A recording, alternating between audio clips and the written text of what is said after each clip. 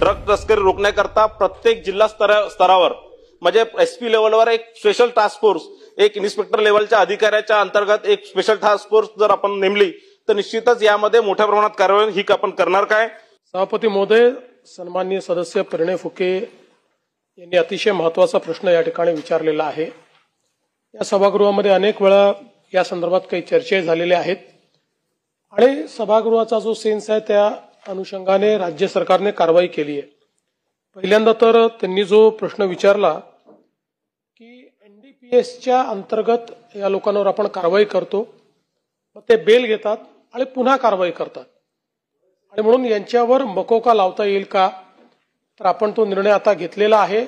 आपल्या कायद्यामध्ये बदल करून आपण यांना संघटित गुन्हेगारीखाली मकोकाखाली अटक करता येईल या प्रकारचं अमेंडमेंट याच अधिवेशनात आणतो आहोत। या अधिवेशनामध्ये आपण ते अमेंडमेंट करून निश्चितपणे यांना त्या अंतर्गत आपण कारवाई करू। दुसरा प्रश्न जो सन्माननीय सदस्यांनी विचारला, तर मागच्या अधिवेशनामध्ये मी टास्क फोर्सची घोषणा केली होती। मला सांगताना याचं समाधान आहे की हा टास्क फोर्स पूर्णपणे कार्यान्वित झालेला आहे। आतापर्यंत आपल्याकडे एनडीपीएसच्या संदर्भातलं युनिट हे फक्त काही ठिकाणी जिल्हा स्तरावर होतं, काही ठिकाणी त्याच्यापेक्षा वरच्या स्तरावर होतं, पण आता प्रत्येक पोलीस स्टेशनमध्ये स्वतंत्रपणे एनडीपीएसचं युनिट आपण तयार केलेलं आहे। त्याला अधिकारी आणि अंमलदार हे दिलेले आहेत आणि त्याची कारवाई आपण सुरू केलेली आहे। जिल्हा स्तरावर देखील कोऑर्डिनेशन कमिटी आपण सुरू केलेली आहे। आपण जर बघितलं असेल तर गेल्या 2-2.5 वर्षामध्ये प्रचंड मोठ्या प्रमाणात आपण कारवाई केली आणि याच्यामध्ये केंद्र सरकारने देखील पूर्वीच्या काळात याचं ज्युरिस्डिक्शनचा प्रॉब्लेम यायचा, एका जिल्ह्यामध्ये किंवा एका राज्यात अशा प्रकारचा गुन्हा करून दुसऱ्या राज्यामध्ये ते चालले जायचे, तर आता सगळ्या राज्यांची कोऑर्डिनेशन कमिटी तयार झालेली आहे। सगळी राज्य इंटेलिजन्स शेअरिंग करतायत आणि त्यातनं मोठ्या प्रमाणात ही कारवाई होताना आपल्याला पाहायला मिळते। आपण एक त्यामुळे टास्क फोर्सचा मुद्दा देखील आता निघालेला आहे। आपण मुद्दा मांडला फास्ट ट्रॅक कोर्टाचा, तर जरूर या संदर्भात माननीय उच्च न्यायालयाला विनंती करण्यात येईल।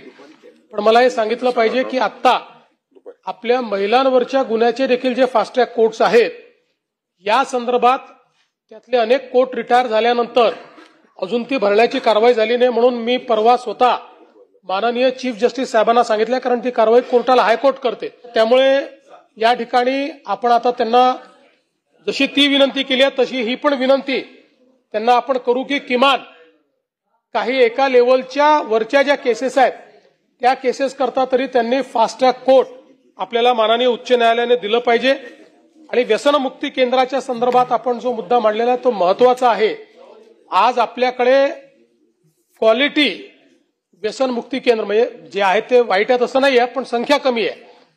त्यामुळे ज्या क्वांटिटी आणि क्वालिटीची व्यसनमुक्ती केंद्र असली पाहिजेत ती आपल्याकडे नाहीत। त्यामुळे त्या संदर्भात निश्चितपणे एक धोरण तयार करून अशा प्रकारची योग्य ट्रीटमेंट देणारी आपली केंद्र कशी तयार करता येतील याचा प्रयत्न केला जाईल।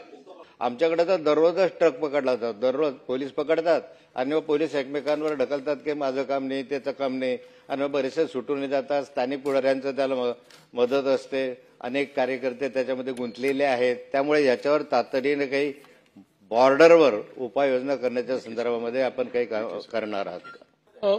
सभापती महोदय, अफू आणि गांजा हे भारतात सगळीकडे प्रोहिबिटेड आहे। आता त्याची शेती कुठेही करता येत नाही, मध्य प्रदेशातही करता येत नाही, पण हे आपला काय म्हणतात त्याला नाही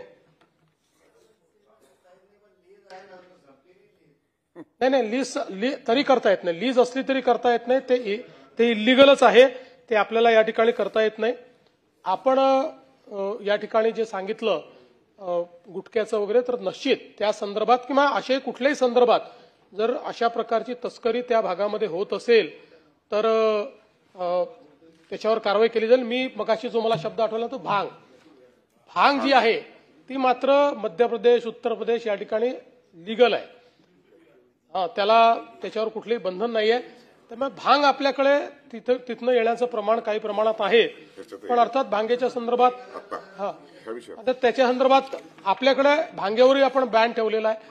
त्यामुळे जरूर त्या संदर्भातली जी काही कारवाई करण्यात येईल आणि आपण मुक्ताईनगरचं सांगितल्यामुळे विशेष त्या ठिकाणी मोहीम घेण्यात येईल.